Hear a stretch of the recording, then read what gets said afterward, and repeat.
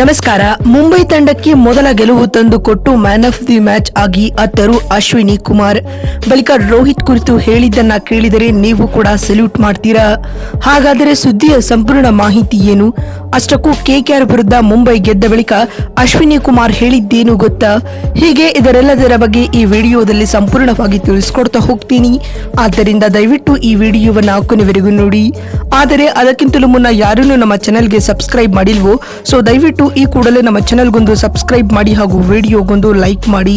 ಹೌದು ಸ್ನೇಹಿತರೆ, 5 ಬಾರಿಯ ಚಾಂಪಿಯನ್ ಆದಂತಹ ಮುಂಬೈ ಇಂಡಿಯನ್ಸ್ ತಂಡವು ಅಂತಿಮವಾಗಿ IPL 2025ರಲ್ಲಿ ಮೊದಲ ಗೆಲುವು ದಾಖಲಿಸಿತು. ಸತತ 2 ಪಂದ್ಯಗಳನ್ನು ಸೋತು ಹಿನ್ನಡೆ ಅನುಭವಿಸಿದ್ದ ಮುಂಬೈ ತಂಡವು ತನ್ನ ತವರು ಮೈದಾನದಲ್ಲಿ ಹಾಲಿ ಚಾಂಪಿಯನ್ KKR ತಂಡವನ್ನು 8 ವಿಕೆಟ್ಗಳಿಂದ ಸೋಲಿಸಿತು. ಮುಂಬೈ ತಂಡದ ಈ ಗೆಲುವಿನಲ್ಲಿ ಬಾಲರ್ಗಳ ಪಾತ್ರ ಅಪಾರವಾಗಿತ್ತು. ಅದರಲ್ಲಿಯೂ ಚೊಚ್ಚಲ ಪಂದ್ಯವನ್ನು ಆಡುತ್ತಿದ್ದ ಅಶ್ವಿನಿ ಕುಮಾರ್ ಕೇವಲ 24 ರನ್ ನೀಡಿ 4 ವಿಕೆಟ್ ಕಬಳಿಸಿದರು. ಇದರೊಂದಿಗೆ ಮ್ಯಾನ್ ಆಫ್ ದಿ ಮ್ಯಾಚ್ ಅವಾರ್ಡ್ಗೂ ಕೂಡ ಭಾಜನರಾದರು ಅಂತಾನೆ ಹೇಳಬಹುದು. ಈ ಒಂದು ಪಂದ್ಯದಲ್ಲಿ ಟಾಸ್ ಸೋತು ಮೊದಲು ಬ್ಯಾಟಿಂಗ್ ಮಾಡಿದ ಕಲ್ಕತ್ತಾ ನೈಟ್ ರೈಡರ್ಸ್ ತಂಡ 16.2 ಓವರ್ಗಳಲ್ಲಿ 116 ರನ್ ಕಲೆ ಹಾಕಿ ಆಲ್ಔಟ್ ಆಗಿತ್ತು. ಅತ್ತ ರಘುವಂಶಿ 26 ಹಾಗೂ ರಮನ್ದೀಪ್ 22 ರನ್ ಸಿಡಿಸಿ ಟಾಪ್ 2 ಸ್ಕೋರರ್ ಎನಿಸಿಕೊಂಡರು. ಈ ಗುರಿಯನ್ನ ಬೆನ್ನಟ್ಟಿದಂತ ಮುಂಬೈ ತಂಡಕ್ಕೆ ಸ್ಫೋಟಕ ಆರಂಭ ಒದಗಿಸಿಕೊಡಲು ರೈಲ್ ರಿಕಲ್ಟನ್ ಯಶಸ್ವಿಯಾದರು. ಕೊನೆಯಲ್ಲಿ ಸೂರ್ಯಕುಮಾರ್ ಯಾದವ್ 9 ಎಸೆತಗಳಿಂದ ಅಜಯ 27 ರನ್ ಸಿಡಿಸಿ ತಂಡಕ್ಕೆ 12.5 ಓವರ್ಗಳಲ್ಲಿ ಗೆಲುವು ತಂದುಕೊಟ್ಟರು. ಸ್ನೇಹಿತರೆ, ಈ ಮುಖ್ಯವಾಗಿ KKR ವಿರುದ್ಧ ಮುಂಬೈ ತಂಡ 8 ವಿಕೆಟ್ಗಳ ಭರ್ಜರಿ ಗೆಲುವು ದಾಖಲಿಸಿತು ಮತ್ತು ಮುಂಬೈ ಇಂಡಿಯನ್ಸ್ ತಂಡದ ಪರ ಮೊದಲ ಪಂದ್ಯವನ್ನು ಆಡುವ ಅವಕಾಶ ಪಡೆದ ಅಶ್ವಿನಿ ಕುಮಾರ್ ತಾವು ಎಸೆದ ಮೊದಲ ಓವರ್ನ ಮೊದಲ ಎಸೆತದಲ್ಲೇ ವಿಕೆಟ್ ಉರುಳಿಸಿ ದಾಖಲೆ ನಿರ್ಮಿಸಿದರು.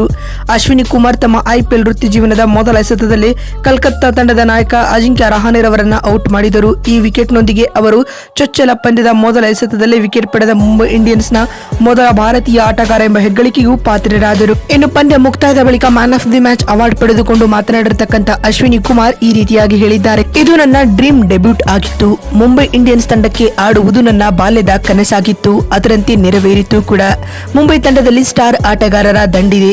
ರೋಹಿತ್ ಶರ್ಮಾ, ಹಾರ್ದಿಕ್ ಪಾಂಡ್ಯ, ಸೂರ್ಯಕುಮಾರ್ ಯಾದವ್ ಅವರಂತಹ ದಿಗ್ಗಜ ಆಟಗಾರರೊಂದಿಗೆ ಡ್ರೆಸ್ಸಿಂಗ್ ರೂಮ್ ಹಂಚಿಕೊಳ್ಳುವುದು ನಿಜಕ್ಕೂ ಒಳ್ಳೆಯ ಎಕ್ಸ್ಪೀರಿಯನ್ಸ್ ಆಗಿರಲಿದೆ ಎಂದು ಅಶ್ವಿನಿ ಕುಮಾರ್ ಹೇಳಿದ್ದಾರೆ. ಮತ್ತು ಮಾತು ಮುಂದುವರಿಸಿದ ಅವರು, ನಾನು ಪಾದಾರ್ಪಣೆ ಮಾಡಿದ ಮೊದಲ ಪಂದ್ಯದಲ್ಲೇ ತಂಡಕ್ಕೆ ಗೆಲುವು ತಂದುಕೊಡುವಂತ ಆಟವನ್ನ ಆಡಿದ್ದೇನೆ. ಇದು ನನಗೆ ವೈಯಕ್ತಿಕವಾಗಿ ಭಾವುಕರಾಗುವಂತೆ ಮಾಡಿದೆ. ಇದು ನನಗೆ ಆಡಲು ಅವಕಾಶ ಕೊಟ್ಟಿರತಕ್ಕಂತ ಮ್ಯಾನೇಜ್ಮೆಂಟ್ ಹಾಗೂ ಕ್ಯಾಪ್ಟನ್ ಎಲ್ಲರಿಗೂ ಧನ್ಯವಾದಗಳನ್ನ ತಿಳಿಸುತ್ತೇನೆ ಎಂದು ಹೇಳುವ ಮೂಲಕ ಇಡೀ ಮುಂಬೈ ತಂಡದ ಕುರಿತು ಸಲ್ಯೂಟ್ ಮೂಡುವ ಹೇಳಿಕೆಯನ್ನ ಅಶ್ವಿನಿ ಕುಮಾರ್ ನೀಡಿದ್ದಾರೆ.